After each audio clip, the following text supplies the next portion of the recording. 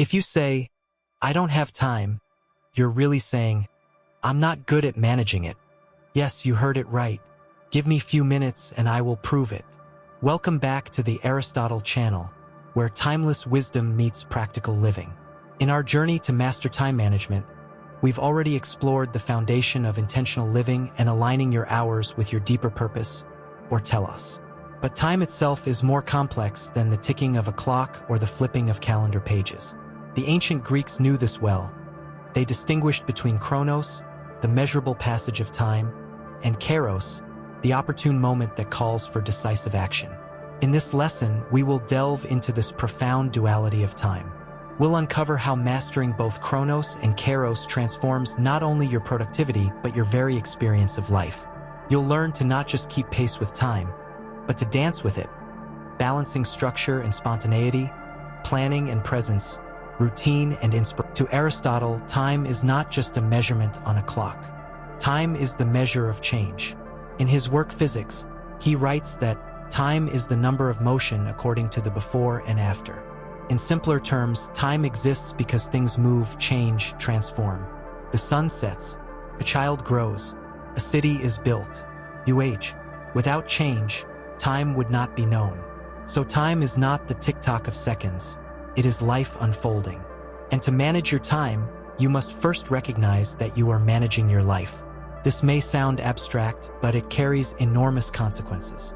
If time is the measure of change, then how you change defines. Now, let's examine the two types of time the Greeks understood, Chronos and Kairos.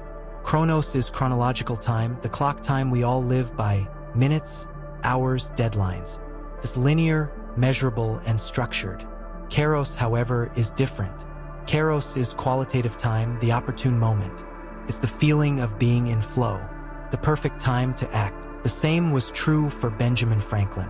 He mapped out his day in meticulous blocks, from morning reflection to evening examination. He asked himself each morning, "What good shall I do today?" And each night, "What good have I done today?" He didn't just track time, he tracked virtue. And by aligning his schedule with his values, he grew into one of history's most prolific minds. Now ask yourself, what would your calendar look like if it truly reflected your values? Would it be filled with noise or with meaning? Would it include time for growth or only for obligation? Would it reflect who you want to be or who the world expects you to be? Time management is not just a productivity technique. It is a moral act. Let's bring this lesson to a close with a reflection exercise. Step 1. Define your telos. What kind of person do you want to be? Step 2. Review a typical day in your life. Where is your time going? Think about how most people manage time, with urgency but without direction. They rush from meeting to meeting, task to task, inbox to inbox, filling hours but rarely reflecting on their destination. They are like ships with powerful engines but no compass. They are efficient but not purposeful, productive but not fulfilled. Aristotle would say they are missing their telos. This is not a one-time question. It must be asked regularly as your telos evolves. For example, as a student, your telos might be to learn deeply. As a parent, to nurture. As an entrepreneur, to build something meaningful. As a philosopher, to seek truth. Each telos demands a different relationship to time. You may not face such extremes, but every day you face choices. Time is your vote. You cast it for what matters most. And if you don't choose consciously, others will choose for you. So how do you begin crafting a purpose-driven approach to time? Chronos is what we all know and use daily. It is quantitative time, clock time, calendar time, the relentless ticking of seconds, minutes, and hours. Chronos is what schedules are made of. It is what we measure with deadlines and age with birthdays.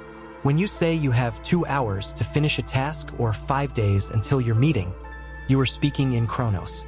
Kairos, however, is something entirely different. Kairos is qualitative time. It refers to the opportune moment, the right time to act, to speak, to begin, to change. Kairos is not measured by the clock, but by its significance. It is the season, the timing, the rhythm of life when something meaningful can occur. Kairos is when a musician feels the perfect beat to enter the song. When an entrepreneur senses it is the right moment to launch. when a parent knows just when to speak a word of encouragement to a struggling child. Aristotle was not as focused on Chronos as he was on Kairos. This is not to say that Chronos is bad. Far from it. Chronos brings structure. It gives form to life. Without Chronos, we would drift aimlessly. But without Kairos, we become slaves to routine. True time mastery lies in balancing both, using Chronos to create space and Kairos to fill it wisely. Think of a musician. Chronos is the metronome. Kairos is the feeling. The musician uses both. They honor the beat but also the emotion. This is how life must be lived, with rhythm and soul, with discipline and discernment, with planning and presence. And when you face decisions, don't just ask, "Do I have time for this?" Ask, "Is this the right time?" That question opens a doorway to deeper wisdom. This approach will feel uncomfortable at first. We are conditioned to value only what we can measure. But many of life's most important moments, love, creativity, insight, transformation, do not happen on schedule. They happen in Kairos. Chronos says, "It's 9 a.m., time to work." Kairos says, "This is the moment, create." Chronos says, "You have 30 minutes to talk." Kairos says, "Now is the time to listen." In truth, we live in both. Lesson 4. The Daily Designs of Genius, How Polymath Structured Time for a Life of Depth and Breadth. Welcome back to the Aristotle channel, where we seek timeless wisdom for timely living. In our last lesson, we uncovered the duality of time. Chronos, the structure, and Kairos, the moment. Today, we turn to a new question.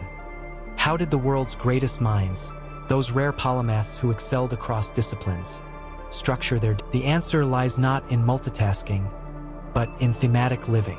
Da Vinci's notebooks, over 13,000 pages that survive, show a mind obsessed with connection. He didn't separate art from science. He saw all time as opportunity to inquire, build cycles of energy. Da Vinci followed his energy more than a strict schedule. He knew that creativity peaks and wanes. Use Chronos to create a container, but listen to Kairos to know when to act. If your mind is sharp at 10 a.m., that's when your hardest work should happen. Design rituals of renewal. Great minds rested deeply. They walked, they napped, they contemplated. They knew that inspiration visits the prepared and the rested. Schedule moments where you unplug, not to escape work, but to return to it refreshed. End with reflection. Every great thinker we've studied kept some form of journal, not to record events, but to understand themselves. Reflection turns time into wisdom. At day's end, ask, what did I learn? What did I waste? Use it then, not frantically, not fearfully, but wisely, creatively, and intentionally. In the next lesson, we'll examine the enemy of time mastery, distraction. You'll learn the neuroscience of attention, the philosophy of focus, and how to reclaim your mind from the noise. Until then, design your day as if your future depends on it. Because it does. Lesson 5. The War for Your Attention, How to Master Focus in a Distracted World. Welcome back to the Aristotle channel, where we find enduring truths for a world spinning faster every day. In our last lesson, we learned how the greatest minds in history shaped their days for depth and discovery. Today, we confront a much harder challenge. How do we protect? Now let's pair the science with philosophy. The Stoics, masters of self-discipline, knew that freedom was not the ability to do whatever you wanted. True freedom was the ability to control your own mind. Marcus Aurelius wrote, "You have power over your mind, not outside events. Anchor attention to meaning, focus with purpose." Why are you doing this task? If you don't know, your brain will default to something easier. Purpose fuels persistence.